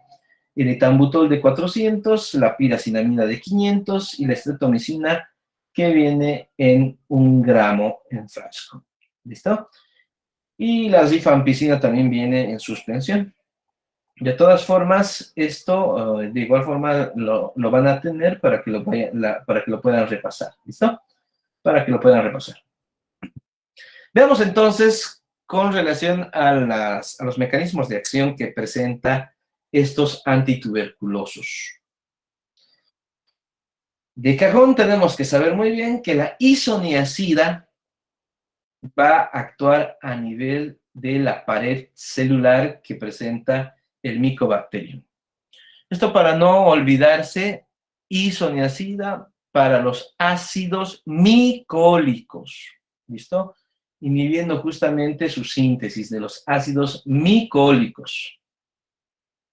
El etambutol, que no se tiene justamente no se tiene exactamente el mecanismo de acción que presenta, pero se piensa que va a inhibir a nivel también de la pared celular, de la síntesis de la pared. La piracinamida irá justamente a la membrana plasmática, esto ayudando en este caso a la disrupción que presenta, ¿no es cierto? A la disrupción que va a presentar y al metabolismo energético.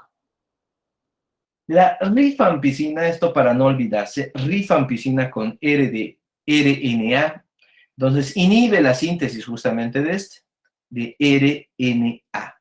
La streptomicina irá en este caso al ribosoma, y las quinolonas irá justamente a nivel del DNA. ¿Listo? A nivel del DNA. Veamos entonces, tratamiento de la tuberculosis sensible.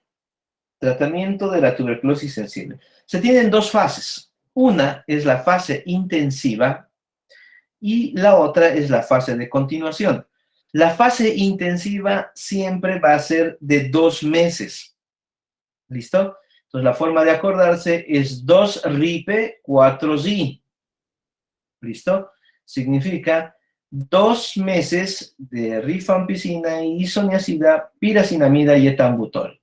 Y 4 RI, que es 4 meses de rifampicina e isoniazida. ¿Listo? Entonces, hasta ahí. ¿Cuántas dosis habrá en la fase intensiva? 52. Y en la fase de continuación, 104. ¿Listo? Muy bien. Indicaciones en los casos nuevos de tuberculosis pulmonar y extrapulmonar, tanto niños como adultos. ¿Listo? Pacientes previamente tratados. La administración tiene que ser diaria, en una sola toma. El tratamiento es directamente observado. Esto es parte del sistema DOTS, ¿no es cierto? Muy bien. Y se da de lunes a sábado. Bien, ahí está la clasificación racional de los fármacos antituberculosos. El grupo 1 son fármacos de primera línea, el RIPE. ¿Listo? El grupo 2 ya son los fármacos inyectables de primera y segunda línea, como la canamicina, la amikacina, la capreomicina y la streptomicina.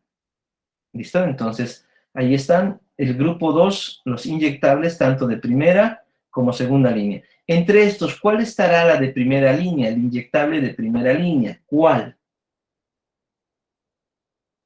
Sumamente sencillo, ¿no es cierto? El inyectable de primera línea, o que se da por vía intramuscular, será la streptomicina. Muy bien, doctora Tósico, perfecto. ¿Listo? La streptomicina. En el grupo 3 estarán las fluoroquinolonas como la ofloxacina, como la levofloxacina y la moxifloxacina.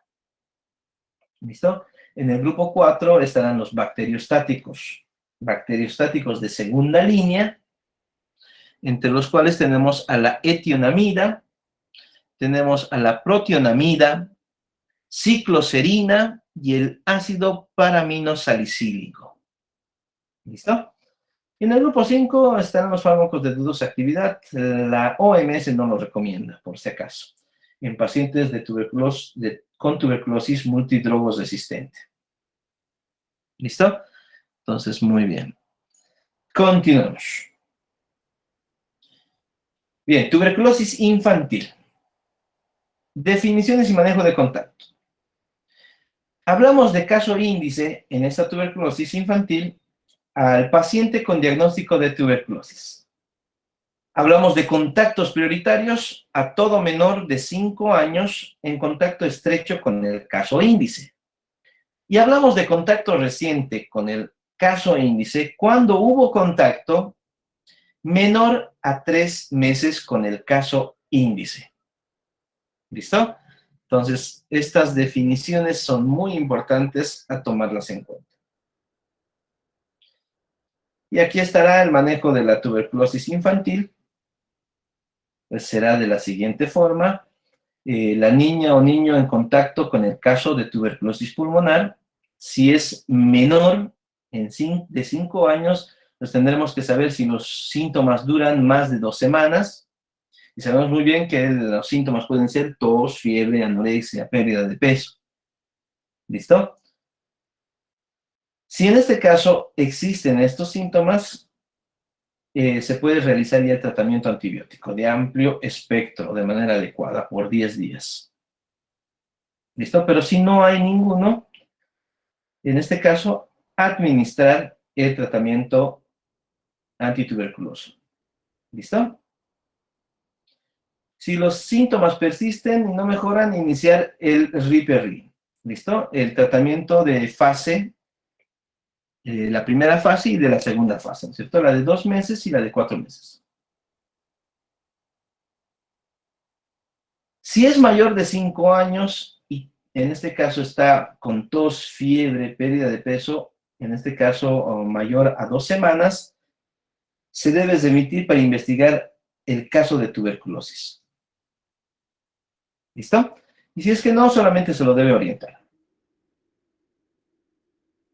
Bien, vamos en este caso ahora con la tuberculosis extrapulmonar. Como ya les había mencionado anteriormente, hay ciertas manifestaciones y formas de saber de acuerdo al lugar donde se instaura este micobacterio. Entonces puede haber la tuberculosis ganglionar y esto se puede saber mediante biopsia para estudio anatomopatológico y cultivo de las micobacterias. Para la tuberculosis meningia se puede realizar ADA en líquido cefalorraquídeo. ¿Qué es el ADA? ¿Alguien se acuerda, colegas? ¿Qué significará el ADA? El ADA. No es el ADA madrina, por si acaso.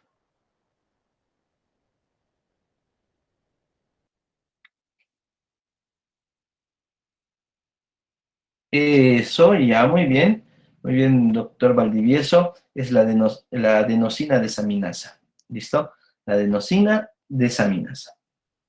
Entonces, esta adenosina es una proteína producida por la mayoría de las células del cuerpo. Esta proteína puede estar presente en diferentes lugares, entonces, y se asocia justamente a la activación de linfocitos. Y recuerden que esta activación de linfocitos se da indirectamente por la presencia del Mycobacterium. ¿Listo? Los linfocitos CD4. Entonces, se puede, en este caso, solicitar este estudio de adenosina desaminasa en líquido cefalorraquídeo. También se puede realizar tomografía axial y el cultivo de micobacterias en líquido cefalorraquídeo. Para la tuberculosis pleural, también se puede solicitar ADA en líquido pleural. ¿Listo? Aparte, obviamente, de la radiografía de tórax, el cual nos dará un tipo de desame pleural en el segmento. La tuberculosis peritoneal también será algo muy importante, la solicitud de ADA en líquido acítico.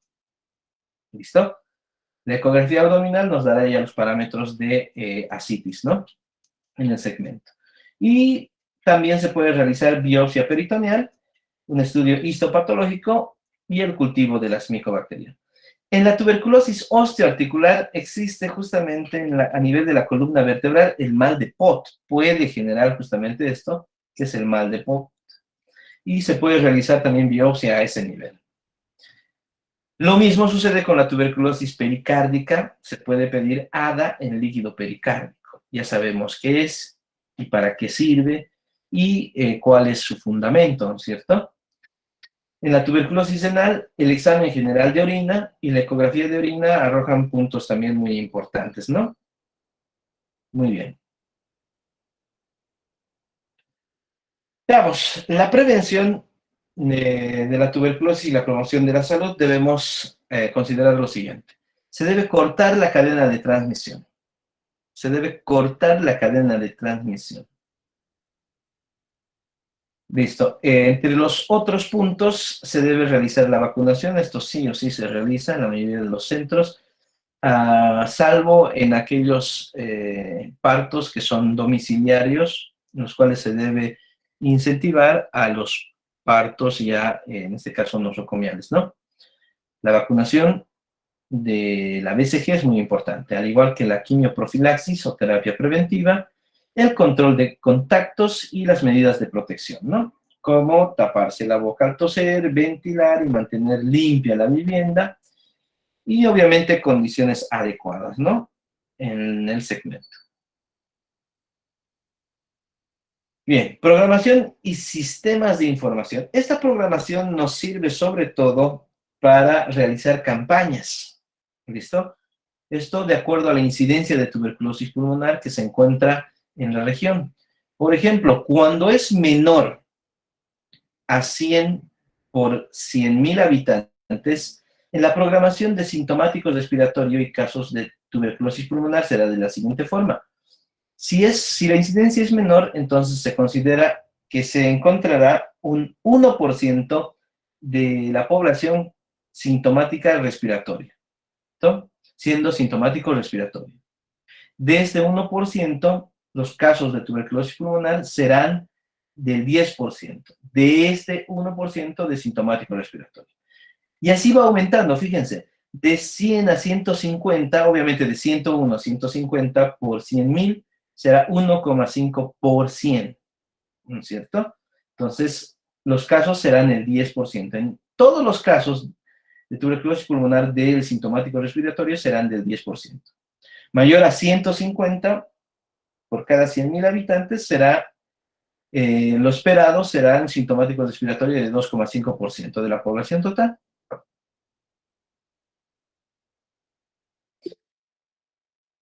Bien, hasta ahí entonces entendido, ¿no es cierto? Evaluación epidemiológica.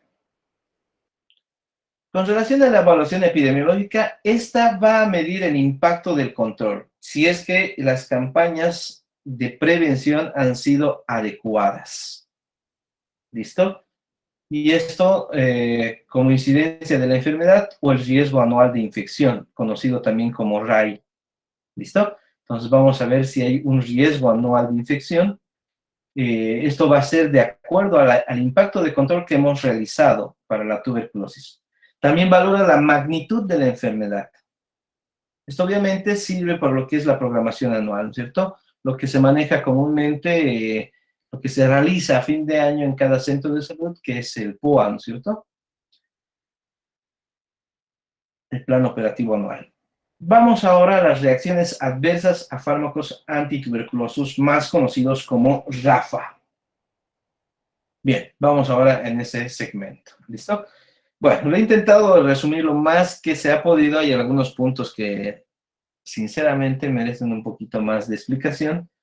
De todas formas, lo voy a compilar de mejor forma en la parte de los videos. ¿Listo? En los videos cortos, para que lo puedan captar de mejor forma. ¿Listo? Con otros ejemplitos más. Vamos con Rafa entonces. La situación de Rafa en Bolivia en el año 2010 llega a ser de la siguiente forma.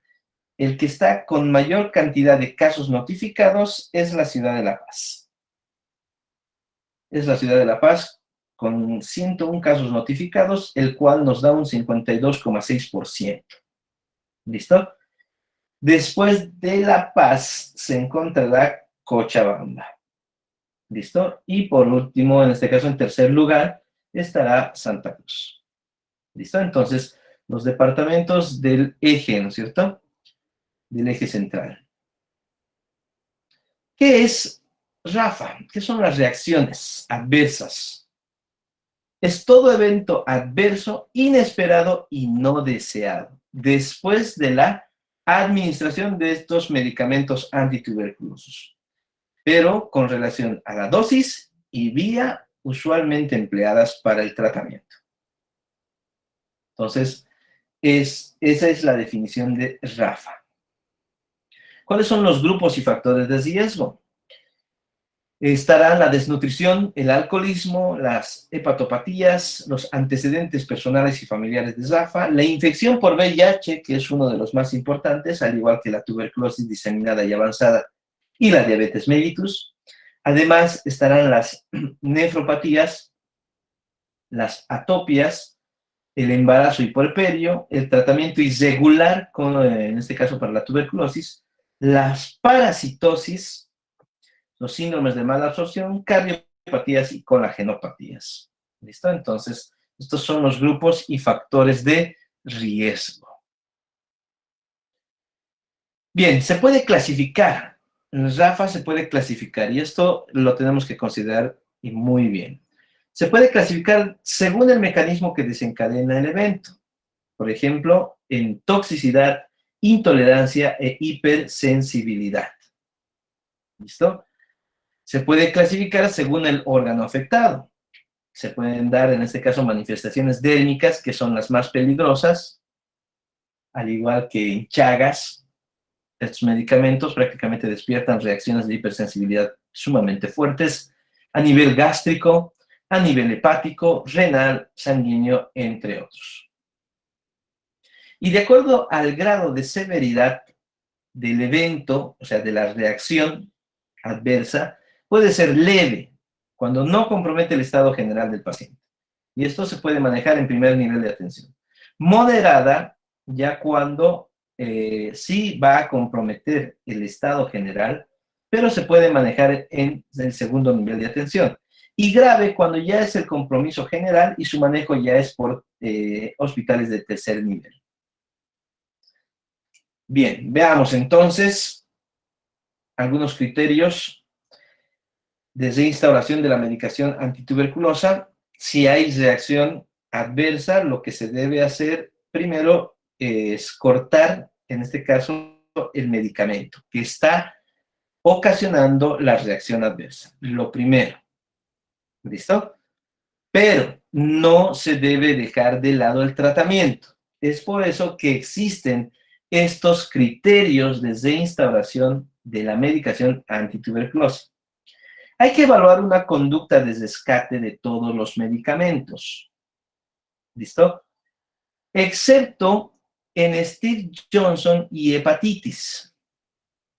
Ahí es donde la condición donde ya no se puede utilizar el medicamento causante de esta reacción. ¿Listo? Y el que más que todo causa justamente esta reacción es la piracinamida. ¿Listo? Se puede prescindir justamente de este medicamento. O el medicamento causante, pero el más frecuente es la piracinamida. Se realiza la desensibilización. Esto, si digamos el causante fuese el etambutol, por ejemplo, entonces las dosis se van haciendo de manera progresiva. ¿Listo? De menor dosis hasta llegar a la dosis terapéutica. ¿Listo? En el lapso no mayor de 6 a 10 días. ¿Se puede realizar monoterapia? Claro que sí, pero sin llegar a desarrollar resistencia al tratamiento, ¿no? Bien, entonces, si hay estas reacciones como el Steve Johnson, que es peligroso, que sabemos muy bien que va a dar una necrólisis, ¿listo?, epidérmica, que es una de las condiciones más peligrosas que existe del Steve Johnson, se debe administrar corticoides y antihistamínicos 3 días antes bajo las siguientes pautas. El corticoide de elección es la prednisona. Pulsos esteroideos, ¿no? De 1 a 2 miligramos por kilogramo de peso. Esto manteniendo la dosis por lo menos 2 semanas. ¿Listo? Después de la administración completa de los antituberculosos. Y el antihistamínico, la loratanida de 10 miligramos cada 24 horas por 3 días. Entonces, 2 medicamentos para reinstaurar la medicación antituberculosa, porque sabemos muy bien que nos pueden presentar esta serie de reacciones adversas. ¿Listo? Entonces, este punto es importante de entenderlo.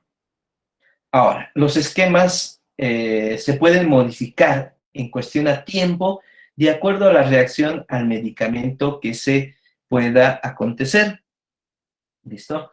Por ejemplo, si es el RAFA, si es la isoniazida, por ejemplo, entonces se dará un esquema de tratamiento sin ese antituberculoso por 9 meses. ¿Listo? Entonces, teniendo una primera fase de 2 meses y una segunda fase de continuación de 7 meses. ¿Listo? Lo mismo con la rifampicina, de 12 a 18 meses. La piracinamida, de 6 meses, casi en este caso el periodo habitual, la piracinamida, y el etambutol, si el ZAFA es para el etambutol, pues será de 9 meses. ¿Listo? Al igual que la isoniazida, ¿no? Ahí está. La streptomicina, por ejemplo, en el esquema 2 o de embarazo, se da prácticamente en 8 meses. ¿Listo? 3 de RIPE y, en este caso, 5 de isoniazida, rifampicina y etambutol. El tratamiento de la tuberculosis y diabetes mellitus, aquí hay que tener algo muy importante. Si el paciente presenta diabetes, si el paciente presentase diabetes, hay que tomar en cuenta que la rifampicina acelera el metabolismo de los antidiabéticos orales, como la glibenclamida, por lo que se debe llevar el tratamiento conjunto con endocrinología o medicina interna. ¿Listo? Ahí ellos ya decidirán si van a utilizar el metformina o insulina, ¿no? De acuerdo a cómo se encuentre el paciente. Entonces, un paciente con diabetes, considerar muy bien que la rifampicina puede acelerar el metabolismo de estos antidiabéticos orales. Cuando se da el tratamiento de tuberculosis en un enfermo renal, se debe considerar un examen de creatinina de sangre de 0,7 a 1,3 miligramos de cilitro, que ya de por sí estamos viendo que es un poco elevado, ¿cierto? Entonces, el examen general de orina, esto para descartar insuficiencia renal crónica. ¿Listo? Muy bien. Veamos ahora a los fármacos, a la tuberculosis multidrogo resistente. ¿Listo? Vamos a la tuberculosis multidrogo resistente. Vamos a hablar ahora de este punto. ¿Listo? Veamos. Antecedentes. Sabemos muy bien que en Latinoamérica, más o menos, está indicado que el 16% de los pacientes cursaban con esta resistencia. ¿Listo? Estos en 2006 iniciaron un tratamiento de 15 pacientes y 10 de estos alcanzaron la curación, un abandono y 2 fracasos y un fallecimiento, prácticamente de acuerdo a su estudio, ¿no? Tipos de resistencia, esto es más importante aún, ¿listo? Lo que tenemos que saber o recordar. Existe la resistencia natural, ¿listo? Esto presente ya en cepas salvajes del Mycobacterium tuberculosis. Estas son de las cepas salvajes.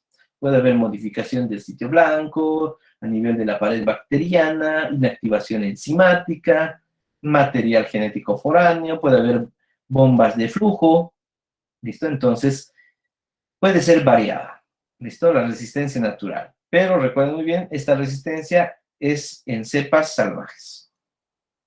La resistencia primaria es cuando un paciente que nunca recibió tratamiento antituberculoso desarrolla esa resistencia. ¿Esto por qué? Por contagio de bacilos resistentes. ¿Listo? Entonces, resistencia primaria es cuando el paciente ha sido contagiado con bacilos ya resistentes y por ende el tratamiento no va. ¿Listo? El tratamiento presenta resistencia. Resistencia secundaria o adquirida es cuando hay un mal tratamiento. Monoterapia o el paciente es infrecuente.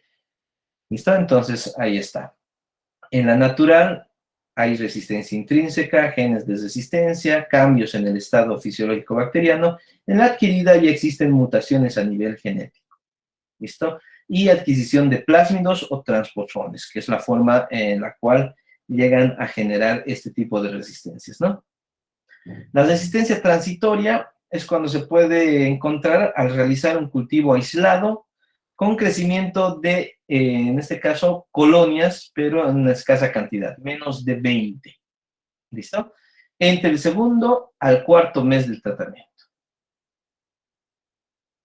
Y bueno, aquí las bases fundamentales de la terapia para el tratamiento de tuberculosis multidrogos resistentes es que se debe asociar 4 medicamentos de segunda línea. Primero.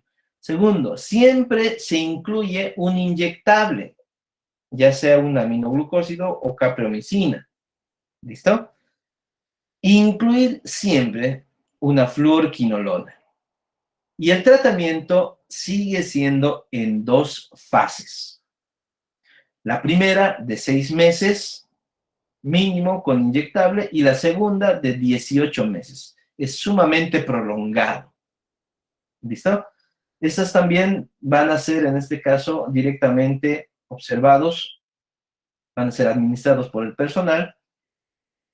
La dosificación también es basada en el peso. Y bueno, se debe tener un consentimiento informado justamente del paciente. Y aquí está el manejo justamente que se realiza en los establecimientos de salud. Cuando se detecta un paciente con tuberculosis multidrogos resistentes, se lo prepara y se envía, en este caso, la historia clínica, todo el seguimiento que se ha realizado, si es nuevo con una resistencia natural o si es, en este caso, resistencia secundaria, los resultados actualizados de cultivo, esto se envía a la red de salud, ¿listo? Y de esta se envía al programa departamental y luego al Comité Nacional. Bien, un tanto complejo cierto punto, yo sé que sí, ¿listo? Esos puntos que están un tanto complejos lo voy a aclarar un poco más cuando, en este caso, presente un video corto, ¿listo? Para que quede más claro aún. Hay algunos baches, ¿no es cierto?, en los cuales hemos, de seguro que han tenido algunas dudas en el segmento, pero lo vamos a ir solucionando en los videos cortos, ¿listo? Para que lo puedan comprender aún más. Es un tanto larga la explicación justamente de ese aspecto, ¿ya? Es para hacerlo paso a paso.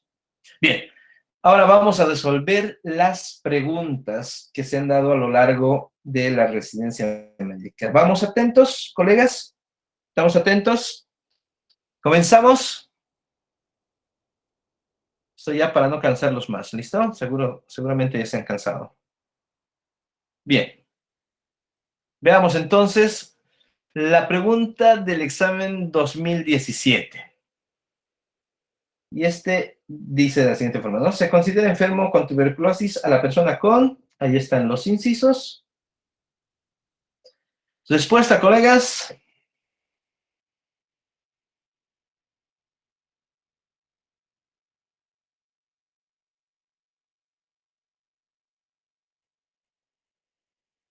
Vamos. Respuestas, ya. Vamos a dar la respuesta en 5, 4, 3, 2, 1. Excelente, muy bien. Inciso E. Paciente con tos y expectoración por más de 15 días. Muy bien, colegas. Vamos con la pregunta del examen 2018. Y dice, un principio del tratamiento antituberculoso es... Veamos, ¿cuál será la respuesta correcta? Vamos respondiendo, colegas.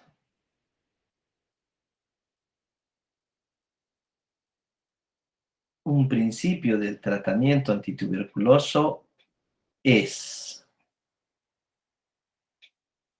Bien, lo vamos a responder en 5, 4, 3, 2, 1. Bien, muy bien, colegas. Perfecto. El inciso A, la asociación de varios fármacos y supervisión directa de la toma de tratamiento. ¿Listo? Muy bien, sumamente sencillo, ¿no? Vamos con la pregunta del examen 2019. Y este dice de esta forma. Entre los aspectos esenciales, ¿la tuberculosis es una enfermedad? Vamos.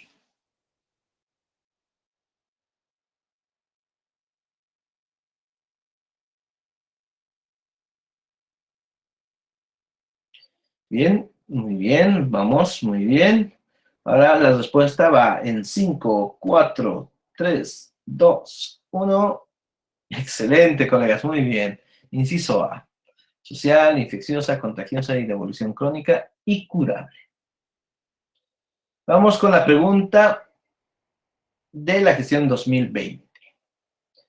¿Qué medicamento antituberculoso de primera línea disminuye el efecto de los antidiabéticos orales? Ya, lo he repetido tanto que de seguro lo deben saber. Respuesta.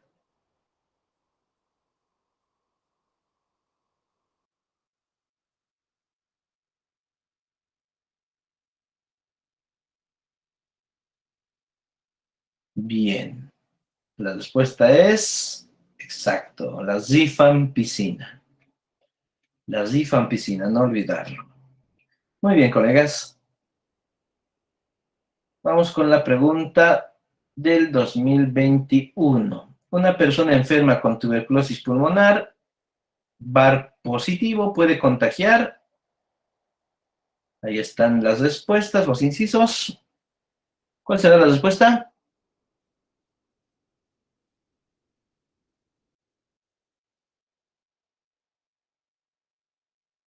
Y bueno, la respuesta va en 5, 4, 3, 2, 1.